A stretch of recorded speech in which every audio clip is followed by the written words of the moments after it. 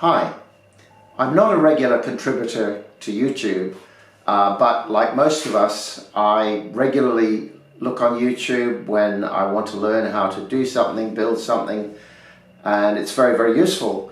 In this instance, I devised something that I think some people might find quite useful. I import little magnets, neodymium magnets from China, and I use them to make fridge magnets. I find, however, that they are pretty variable in quality, like quite a lot of stuff that you might import from that part of the world. The 20mm by 2mm ones, I think they're, by the way, both, I think they're rated as N35, which I think is mid-strength to strong magnets. I think the highest rating is N52, which I don't think you can get anyway in the little 10mm by 2mm magnets.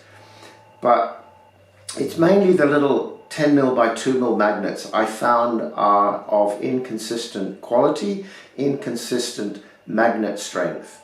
So I looked onto YouTube, and of course you can buy a thing called a Gauss meter or a magnetometer, which is quite an expensive device, I think $150 plus, which I really couldn't justify for what I was needing to do.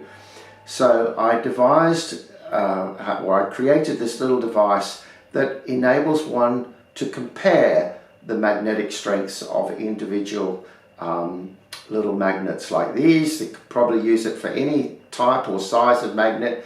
Obviously you'd have to scale this device up or down to suit the strength of your particular magnets.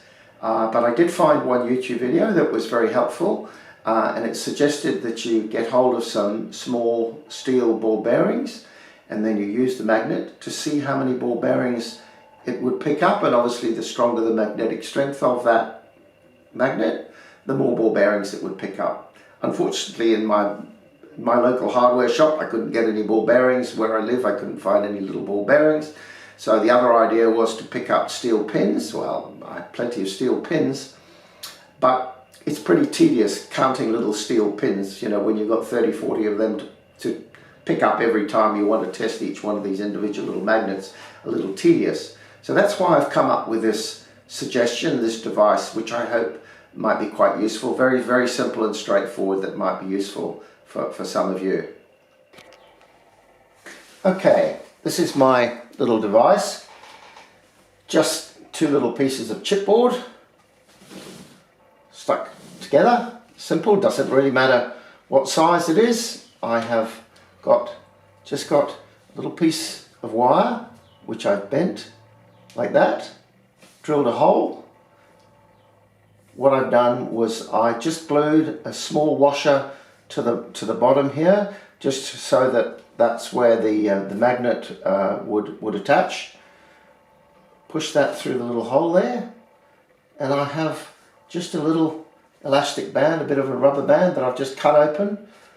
This end is attached to a nail. This end, of course, is attached to the wire, and behind here, this is just a protractor that I downloaded from the internet and printed out part of it on a piece of paper, which I've obviously stuck to this board. And obviously the greater the magnetic strength, the more that little rubber band is going to expand. So I can gauge the relative strengths of different little magnets. What I have here is just simply a pen with a bit of blue tack stuck on the end, and then I'll attach one of these little neodymium magnets to it.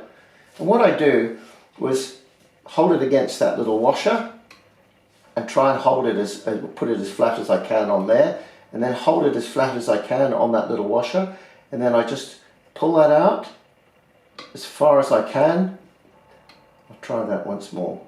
Pull that out as far as I can.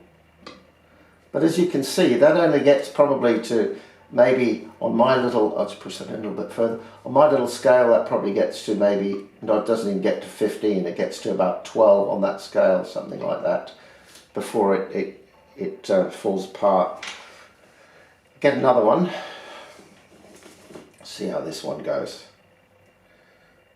Needless to say, that's not a particularly strong magnet. But these were from the same batch that I bought from the one supplier. So this one, very slowly, I just draw it backwards, further and further, keeping it flat against the washer. Gets up to about 25, something like that. So obviously that one's quite a lot stronger than the first one. The next one, just flatten that a bit. There you go. Okay, this one, much stronger.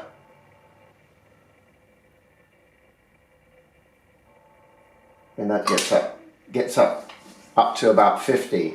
So those ones are fine for me to use for what I need. These ones here, I've got to bin them.